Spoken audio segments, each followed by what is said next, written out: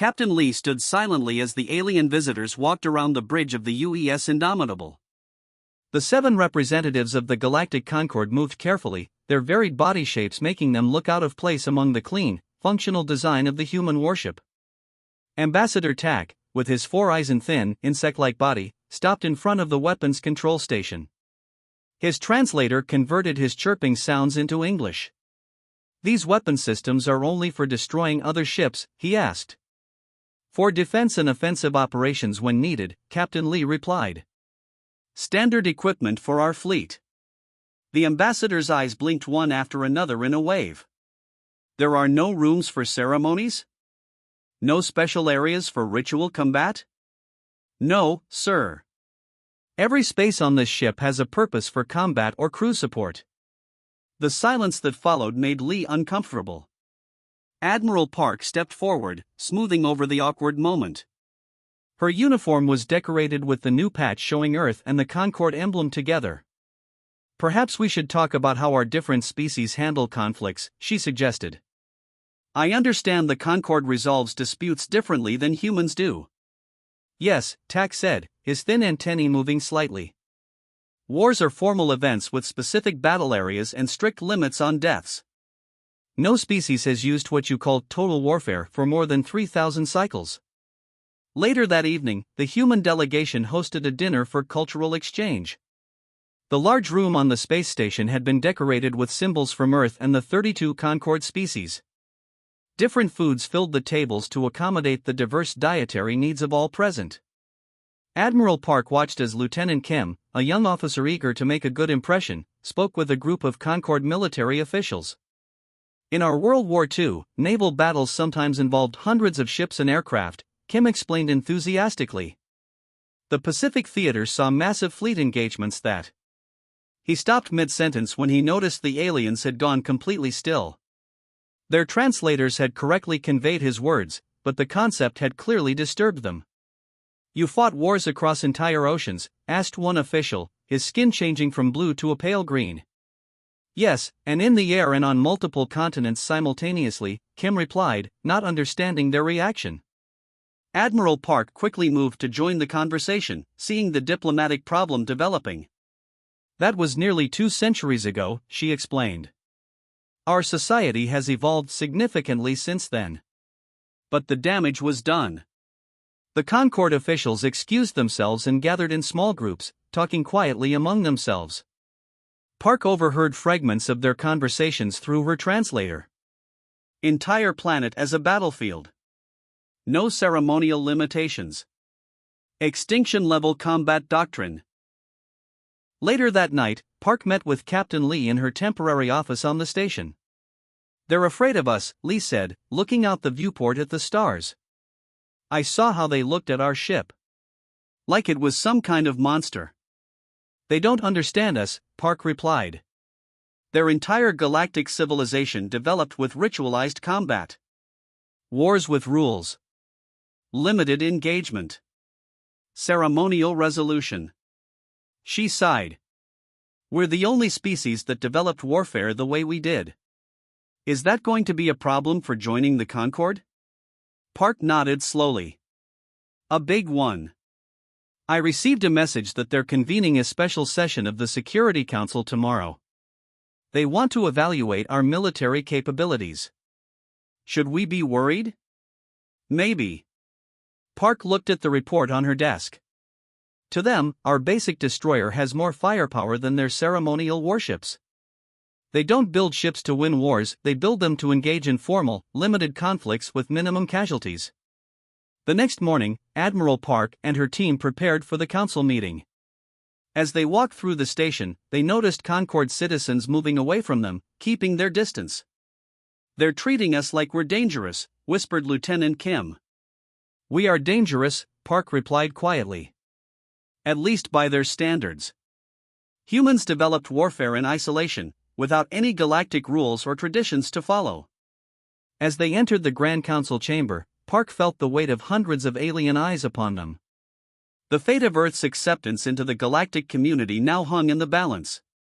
Humanity's path to the stars might end before it truly began, all because humans had learned to fight too effectively. Chief Evaluator Sun floated in his suspension field, his three eyes fixed on the holographic display showing the schematics of Earth's destroyer-class ships.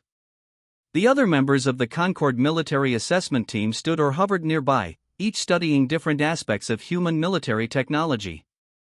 This vessel has no retreat mechanisms, Sun noted, his translator converting his melodic language to English. No ceremonial chambers. No ritual spaces. Admiral Park stood quietly beside Captain Lee, watching the aliens examine their ship designs. She had expected some cultural differences, but the level of shock displayed by the evaluation team surprised her. "What is this system?" asked Evaluator Kyo, pointing to a section of the ship plans. "Electronic Warfare Suite," Captain Lee explained. "It allows us to jam enemy communications, disrupt targeting systems, and mask our own signatures." "You mean you fight without communicating with your opponent?" Kyo's skin rippled with what Park recognized as distress. "Sometimes," Lee answered honestly. "In combat, maintaining communication silence can be an advantage." The evaluators exchanged looks that transcended species barriers. Even Park could read their concern. "And these?" Sun pointed to another section. "Stealth technology components," Lee said. "They reduce our detection profile." "You attack without announcing yourselves?" The concept seemed to disturb Sun deeply. Admiral Park stepped forward. "I think we need to understand that humans developed warfare in isolation. We didn't have the benefit of galactic norms or traditions." "Indeed," Sun replied. His voice remained level, but his outer membrane pulsed with distress signals that his species couldn't hide. "Your vessels are designed for maximum destruction with minimal warning. They serve no ceremonial function." "War isn't ceremonial where we come from," Park said. "It's about survival." The evaluation continued for hours. The Concord team examined every aspect of human military doctrine, from ship design to combat tactics. Their questions revealed fundamental differences in how the species approached conflict. That evening, Park received an urgent message to attend an emergency meeting of the Concord Security Council. When she arrived, the chamber was already full of representatives from dozens of species. The atmosphere was tense. "The assessment is complete," announced Council Leader Ju. "We have created a new classification for human vessels, Omega-class extinction devices." Murmurs filled the chamber. Park stepped forward.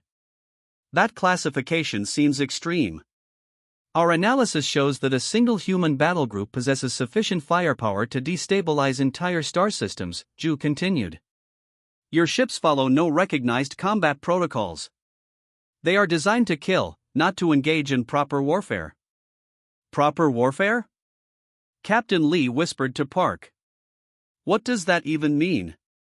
An image appeared on the central display, a detailed comparison between a standard Concord warship and a human destroyer. The differences were striking. The Concord vessel devoted nearly 40% of its space to ceremonial areas, diplomatic quarters, and ritual combat chambers. The human ship was all function, weapons, engines, life support, and control systems. "Look at these designs," said Evaluator Sun, addressing the council. Human warships have no space for combat rituals. No areas for symbolic exchanges. They are built solely for efficient destruction. Admiral Park tried to explain. "Humanity has evolved beyond our most destructive tendencies. We've had centuries of peace on Earth." "Yet you still build these ships," noted Ju. "Why?" Park hesitated. "The true answer, that humans still didn't fully trust each other, let alone unknown alien species, would only make things worse." "For defense," she finally said. "The galaxy is a dangerous place." "It is indeed," Ju replied. "And now, perhaps, more dangerous than we knew." The council debated for hours. Park watched as species after species expressed their shock at human military capabilities. Terms like first strike advantage and overwhelming force were translated into dozens of languages, each translation causing new waves of concern. As the session ended, Park and Lee walked slowly back to their quarters. What happens now? Lee asked. They're afraid of us, Park said quietly. Our most basic military concepts violate their entire understanding of civilized conflict. To them, we're too dangerous to be trusted. But we haven't threatened anyone, Lee protested. It doesn't matter, Park replied. Our ships, our tactics, our entire approach to warfare, it's all outside their experience. They see us as a potential extinction-level threat. That night, Admiral Park couldn't sleep. Outside her viewport, she could see the Concorde defense fleet keeping a not-so-subtle watch on the human vessels. The path to integration with the galactic community now seemed much longer and more difficult than anyone on Earth had imagined. All because humans had learned to fight too well. Admiral Park stood at the viewport, watching as the Vrection battlecruisers moved into position. Their ships were beautiful in a strange way, covered with glowing patterns and ceremonial markings that shifted and changed like living art. They don't believe we're that dangerous, Park said to Captain Han, who stood beside her. The Vrection Dominion thinks the Concorde is overreacting to human military capabilities.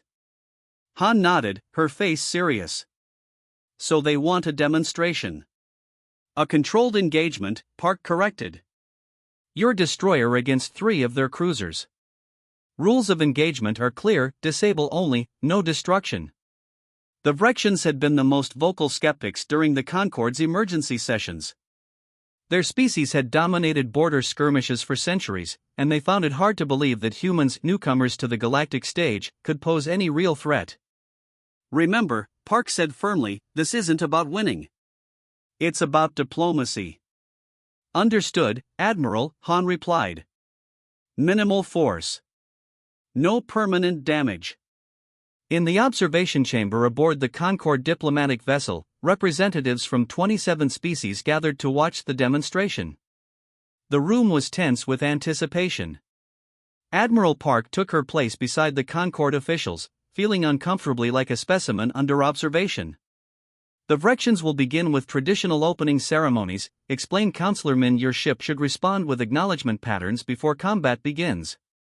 Park nodded, though she knew Captain Han had different plans the Concorde had reluctantly approved. On the main display, the 3 Vrection cruisers arranged themselves in a ceremonial triangle formation. Their outer hulls began to pulse with complex light patterns, the traditional opening to ritualized combat. Captain Han's destroyer, the UES Swift, remained dark and motionless. Why aren't they responding to the ceremonial greeting? Asked one of the alien observers, their translator conveying confusion. Before anyone could answer, the Swift suddenly disappeared from all sensor readings. Where did they go? Demanded the Vrection ambassador, his scaled face showing alarm. 30 seconds later, the lead Vrection cruiser suddenly went dark, its beautiful light patterns extinguished. Before the other ships could respond, a second cruiser lost all power. The third barely had time to change formation before it too drifted powerless in space. The entire engagement had lasted 4 minutes and 17 seconds. Stunned silence filled the observation chamber. The Swift reappeared on sensors, its stealth systems deactivated. What happened to the ceremonial exchange? Demanded the Vrection ambassador. There was no ritual combat. Captain Han used electronic countermeasures and targeted EMP devices, Park explained calmly. Your ships were disabled without harming any crew members. But that's not how battles are conducted, insisted another observer. That's exactly how human battles are conducted, Park replied. We don't give enemies time to prepare. We don't announce our positions. We strike quickly to end conflicts with minimum casualties. Hours later, Captain Han joined Admiral Park in a small meeting room. The Concorde officials had been debating the implications of the demonstration for the past 3 hours. How bad is it? Han asked. The footage is spreading across Concorde space, Park replied. Some species are terrified. Others are fascinated. The Vrections are humiliated. I followed the rules, Han said defensively. No destruction. No casualties. You also demonstrated exactly why they classified our ships as extinction devices, Park said. You disabled 3 warships in under 5 minutes without firing a single conventional weapon. Han looked troubled. I thought that was the point, to show that we're efficient and non-lethal. The point was to demonstrate our capabilities, Park corrected. And you did that too well. You showed them that their entire concept of warfare, ceremonial, rule-based, announced in advance, would fail completely against human tactics. The door opened, and Counselor Min entered. His expression was unreadable to human eyes. "The Council requests your presence," he said formally. "There is much to discuss about what we witnessed today." As they walked through the corridors of the station, Park noticed how other aliens moved away, giving them a wide berth. The news had spread quickly. "They're afraid of us now," Han whispered. "Yes," Park agreed. "And fear can lead to poor decisions. We need to convince them that humanity can be an ally, not a threat." They entered the council chamber to find it packed with representatives. The mood was tense. "The demonstration has proven the initial assessment correct," announced the head counselor. "Human warships and tactics represent an unprecedented challenge to galactic stability." Park stepped forward, knowing that the next few hours would determine humanity's place in the galactic community. Either they would be accepted as potential allies or isolated as too dangerous to join civilized space. Everything depended on convincing these frightened species that humanity's effectiveness in war could be an asset rather than a threat. The Grand Council chamber hummed with the voices of hundreds of delegates.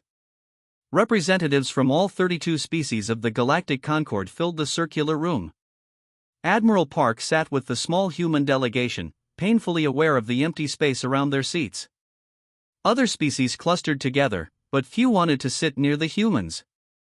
"They are too dangerous to join the galactic community," insisted Representative Ju of the Tlaxian Confederation. His crystalline body reflected light as he gestured dramatically. "You all saw the demonstration. 3 warships disabled without ceremonial exchange. Without warning." Murmurs of agreement rippled through the chamber. "The humans do not understand proper warfare," added another delegate, a floating gas-filled creature named Representative Tay. "Their approach could destroy our entire system of conflict resolution." Admiral Park watched silently as the debate continued. For 3 days now, the Concord had been arguing about humanity's place in galactic society. The demonstration against the Vrexian ships had only made things worse. Captain Han's efficient victory had frightened many species.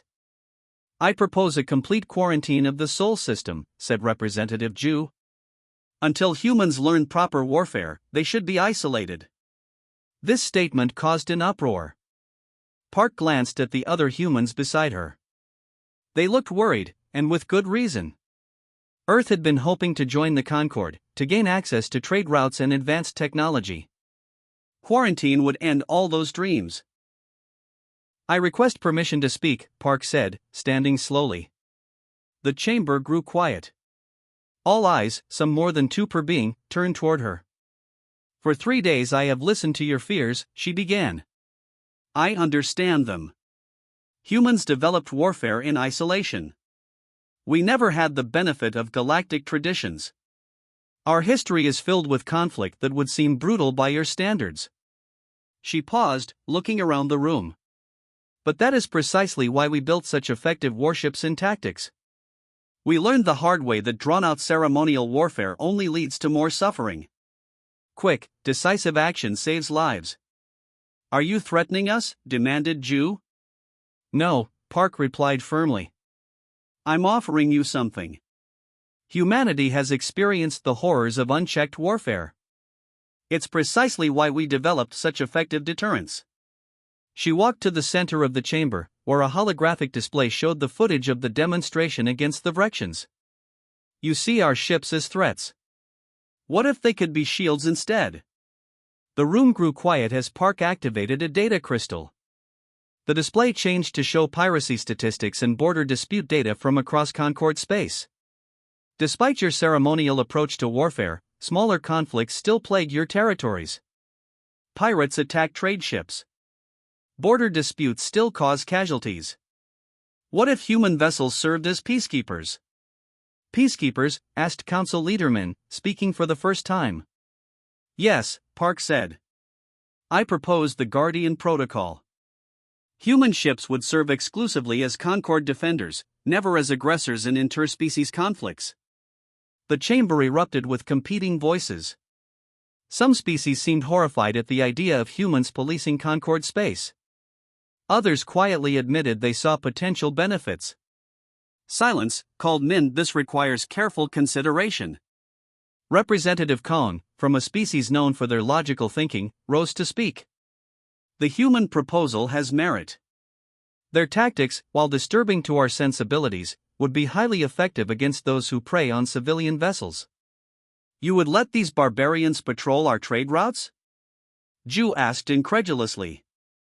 Better to have them working with us than isolated and possibly hostile, Kong replied calmly. As the debate continued, Park noticed a pattern forming. Species with substantial trade interests seemed more open to the Guardian Protocol.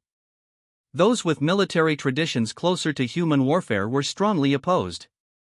By evening, the council had divided into two clear factions. One group, led by Ju, demanded isolation of humanity. The other, growing group, led by Kong, supported Park's proposal with certain limitations. Later that night, in her temporary quarters, Park met with her team. Will they accept the Guardian Protocol? Asked Lieutenant Kim. I don't know, Park admitted. But they're considering it. That's more than I hoped for yesterday. And if they reject it? Asked Captain Han, who had become something of a controversial figure after the demonstration. Then Earth stands alone, Park said simply. At least for now. The next morning, Park returned to the council chamber to find it rearranged. The two factions now sat on opposite sides, with a small neutral group in between. The physical division made the political split obvious. Council leader Min called the session to order. Today we must decide humanity's place in the galaxy.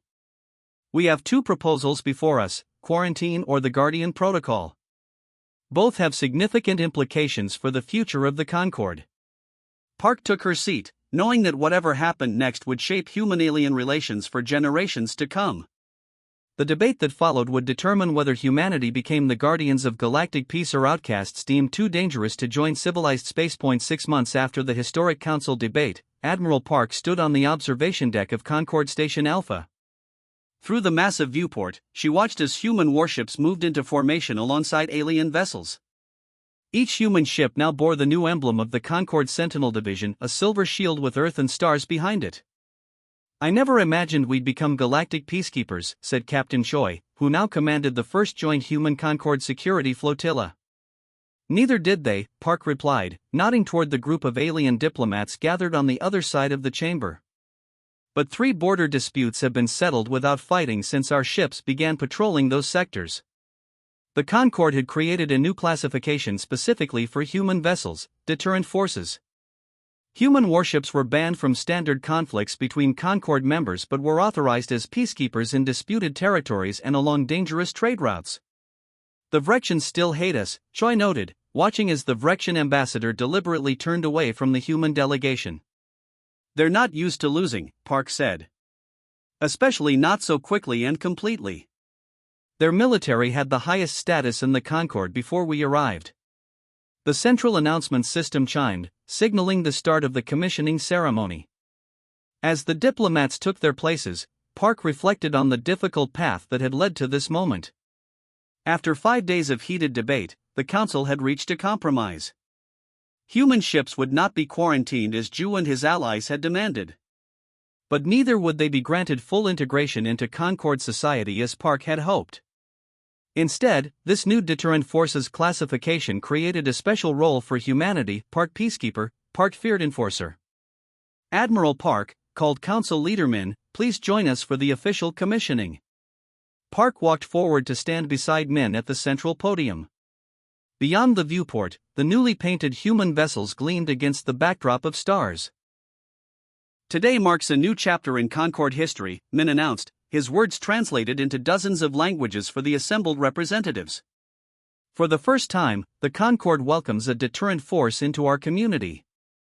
Human vessels will ensure the safety of our trade routes and borders, while upholding our laws and traditions. The unspoken part of the arrangement hung in the air: humans would fight so that other species wouldn't have to abandon their ceremonial approach to warfare. After the ceremony, Park met with Captain Choi and the other human commanders in a private meeting room. Remember, she told them, we're still on probation. The council is watching every move we make. Will we ever be fully accepted? Asked Commander Bay, one of the younger officers. Maybe not in our lifetime, Park admitted. We're too different. Our approach to conflict is too direct for their comfort. But they need us, Choi pointed out. The pirates attacking the outer trade routes don't follow ceremonial combat rules either. And the reports say pirate attacks have dropped 80% since we started patrols. Park nodded. That was the irony of their situation.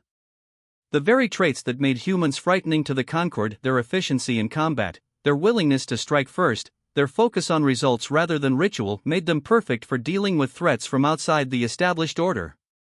Later that evening, Park stood alone at the viewport, watching as the first patrol ships departed. A soft sound behind her announced Min's arrival. Your ships are impressive, the council leader said. Already the Zephyrin pirates have retreated from their traditional hunting grounds. They know we don't fight by Concord rules, Park replied. Min's skin shifted color slightly. What Park had learned was his species' equivalent of a smile. That is precisely why this arrangement works. You fight in ways we find disturbing, but effective against those who threaten peace. And what happens when the threats are gone?